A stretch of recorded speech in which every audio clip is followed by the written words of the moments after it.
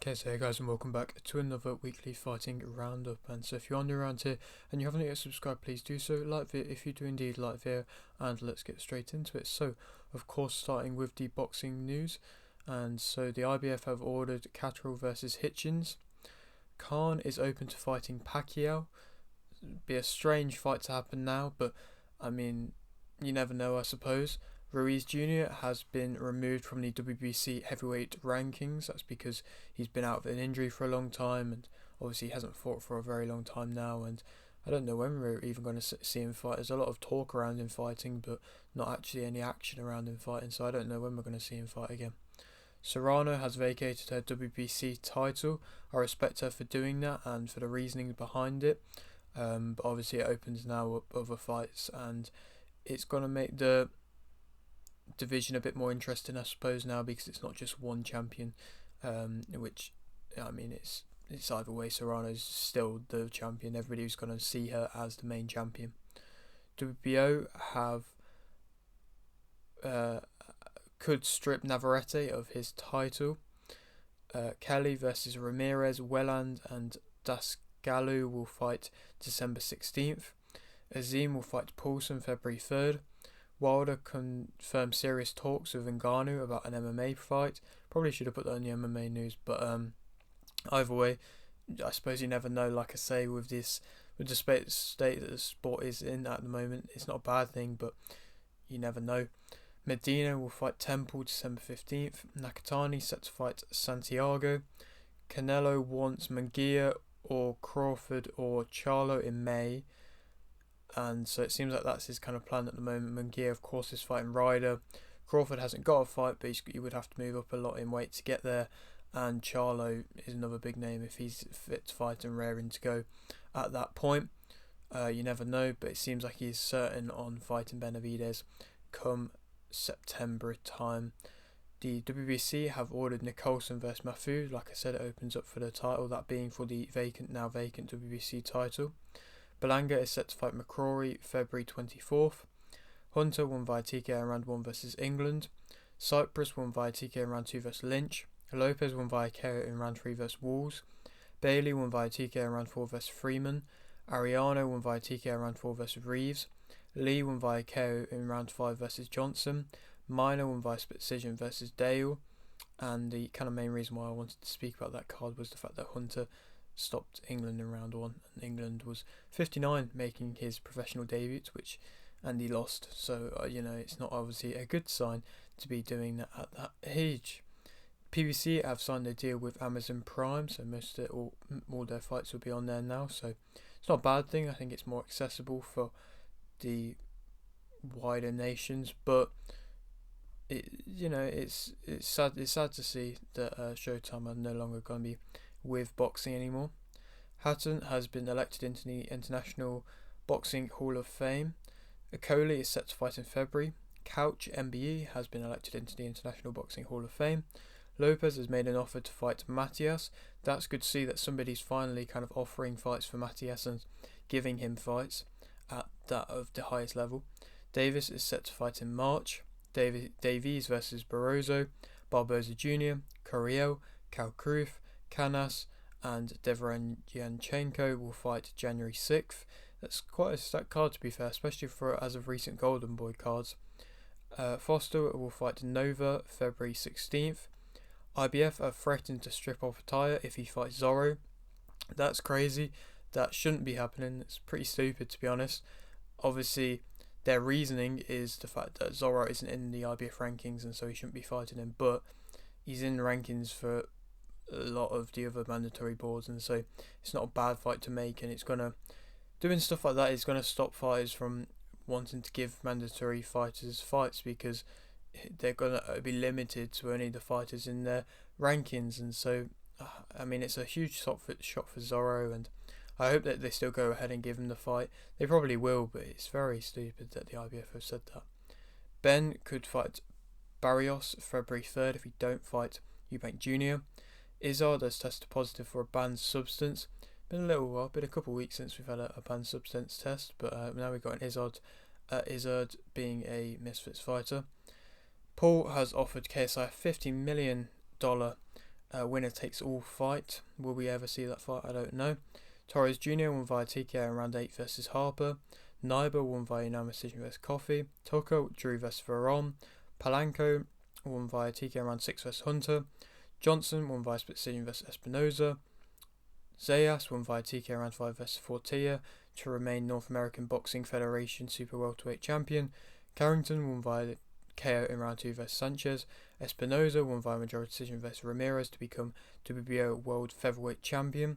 And to speak about a couple of fights on that card, Torres Jr. still remaining on winning ways, managing to just about get a stoppage. It was a decent performance from him. He looks like an interesting heavyweight. I don't think he's going to ever win a world title, but he looks like an interesting heavyweight. Tucker drawing against Veron, that was quite a big one. Hunter losing, but then trying to scrap the ref, that was random. Zayas looked good. He looked convincing, and every kind of shot he was landing to the body looked like it had a lot of spike behind it, and that's where he got the stoppage, and just possibly turn it up a little bit more. He could have got it out even earlier, but it's not a bad thing. Good result, and hopefully he can move on to another big fight now, but he's kind of progressing at a decent rate and seems to be improving, but I still don't think he's quite ready for the huge fights yet, but he's, like I said, progressing at a good rate. Carrington, a very good stoppage, and then the Espinoza-Ramirez fight was a great fight. Ramirez, of course, managed to get the big knockdown, and it was a big knockdown, and so very much a fair play to Espinoza to be able to come back from that and really fight a good fight after that, and especially in them later rounds, just absolutely give it his all and really push it, and showed how much that fight meant to him. And then Mexican fighters, you don't see many other fighters that can fight like him, and like I said, great fight. Congratulations to Espinoza to getting this world title. Will we see a rematch? Hopefully, because it was a great fight. And I don't think that's the end of Ramirez either, because he did fight well. I think there were certain things defensively that we kind of always knew was going to be a weakness, and it happened, but hopefully that we can learn from that and come back from that, and like I said, I wouldn't hate a rematch. Moving on, Canal won via unanimous decision versus Meza. Jones won via KO in round 5 versus Madeira. Ferreira won via KO in round 8 versus Jones. Cruz won via KO in round 3 versus Straffen to remain IBF International Lightweight Champion. Yoshida won via unanimous decision versus Bridges to become IBF World Bantamweight Champion. Paro won via KO in round 6 versus Love to remain WBO Global Super Lightweight Champion. Haney won via unanimous decision versus Prograis to become WBC World Super Lightweight Champion. And so to speak about a few fights in that card, Cruz, very good performance for him against Straffen, dominating performance, reflexes so quick, hand speed so quick, and he just looked like he could have got him out of there any time, and it was very, very impressive performance from him. And now him moving to 2-0 and fighting a guy with 25 fights and him having a 22 or 23, something like that, but a crazy record still, and to be able to beat him in such a convincing fashion. And I don't really know where you kind of move him, and obviously it's not my job to deal with it, but I don't know where you move him, because it's just so good. And it was nice to see Eddie Hearn being the kind of flauntant self, kind of showing off Cruz and really flexing that he's got this kind of fighter. And I mean, that Instagram live, I think it was, that he had with Keyshawn Davis, where he was just kind of saying that there's levels and that Cruz's levels above, was quite amusing. And that's how Eddie Hearn sells fights, and it's gonna, I'm sure, be a big fight down the line. Of course, Keyshawn has to actually get back fighting soon, but I'm sure it's gonna be a big fight down the line, and it's gonna build up a storyline. And Cruz, though, I just don't know, like I said, where you're moving from here, what you can do. He's going to probably move on to another title fight after this, and you got to think that with them performances, if he can keep up that kind of rhythm, obviously he's going to get tougher tests, but if he can keep up that ability, then I don't know how far away he is from being world title shot or in a high contender fight already. And we're speaking about that after 2 fights. It's incredible. Everybody knew that would be the case, but they thought that there would probably be a bit more of a delay than there has been, but there's been no delay for him to get into it, and that performance was an amazing performance. Moving on, Yoshida beating Bridges. Bridges didn't look amazing. she looked like in the earlier rounds, she looks like she was trying to box, and she didn't. She's not really naturally a boxer, and when you're trying to force a style, it's not necessarily always going to be a good thing. And then when she did switch to being that of what she's used to, being that of a bit more of a brawler, she possibly did it a bit too late. I think her heart was already going at that point. Her mindset wasn't in the best of spots at that point, I don't think, and she wasn't moving at all defensively. She was getting out punched because of the speed from Yoshida coming back. Yoshida fought very well. She took some big punches. I think Bridges is going to learn loads from this fight because of the fact that Yoshida can take a punch, and we haven't really seen many fighters be able to take Bridges' punches. And to be fair, Bridges didn't throw loads of devastating punches, but Yoshida just outboxed her and just completely outsped her, outpaced her, and she just couldn't keep up Bridges, and she was just very much just sitting target. And to be fair, Yoshida didn't box how she said she would box. She said she was going to box and move, and so the fact that she didn't do that and she kind of knew what was working and stuck with it is credit to her. Paro, very good stoppage versus Love. I got my prediction right for that one. I got the Bridges one wrong. I got that one right. It was a good fight, a very good stoppage for him against tough opponent in Love. It was becoming a close fight, but Paro was the aggressor, was picking shots nicer, and was staying the calmer out of the two. He did look a little bit stiffer at times, but he picked his shots better and found the angles and opportunities better. And Love, I don't know where he can go from there because it's back-to-back defeats, and he was seen to be a big name, and now he's dropped off massively, and he's shown that he's not quite the kind of guy that everybody thought that he once was. So yeah, I'm not too sure where he can go from there. But then moving on to the main event, Haney Prograis. What a performance from Haney. I writ him off. I got my prediction wrong for it. I said that Prograis would win via decision, but Haney was just completely dominant. He fought so well, and Prograis was just completely outboxed, and them type of fights are just so nice to see. And Haney also additionally used his explosiveness and his timing to get a knockdown and hurt Prograis on multiple occasions. And like everybody's been saying, the discipline of Haney was just incredible, and it's another thing that I really respect, a fighter that can stay disciplined against an opponent like Prograis, whose main weapon is his power. And even when Haney was getting him hurt in the later rounds, he still didn't do too much, and he still didn't force the fight, and he knew he was winning, and knew that he was winning comfortably, and knew that he was putting on a masterclass, and didn't need to try and do anything unnecessary. And he didn't, and it was an amazing performance. He outboxed him completely. Great movement, great hand speed. I think Haney thrives in fights like that. Now seeing that, I underestimated that, but now seeing that, I think he thrives in fights like that against opponents who are seen to have that deadly weapon, that deadly powerful weapon, but just don't move as well as him. And he moves incredibly, and I think there's fights available for him, and hopefully just more big fights for him now. I think he's now shown that he can beat this type of opponent, being that of a powerful puncher. So possibly somebody like Matias, I don't know if I think Haney could possibly beat him. I think Davis would be a very tough fight still, because Davis is such a different type of fighter to Prograis. So that would be an amazing fight. Garcia, I think he could beat Garcia. I think Garcia moves better than Prograis, but I think he could still beat him. Lomachenko, I'd love that rematch. Rolly Romero, I think he could beat him. Shakur Stevenson would still be a great fight, and I think there's a lot of fights available and a lot of big fights, and Haney's now shown that he's arguably the best, if not the best, with amongst them super lightweight and lightweight division fighters, and he's become a two-weight world champion, and so congratulations to him. And moving on now, so Ford is set to fight Kolmatov March 2nd. Lopez is set to fight Abe March 2nd. Hennessy won via points versus Arietta. Edmondson won via points versus Fadas. Price won via points versus Bordeaux. Whitaker won via TKO round 4 versus Dredjaj. Cutler won via unanimous decision versus Egbenike to become English Super Welterweight Champion. McKinson won via decision versus Lawson to become WBC International Silver Welterweight Champion. Billum Smith won via stoppage in round 8 versus Masternak to remain WBO World Cruiserweight Champion. And to speak about that card,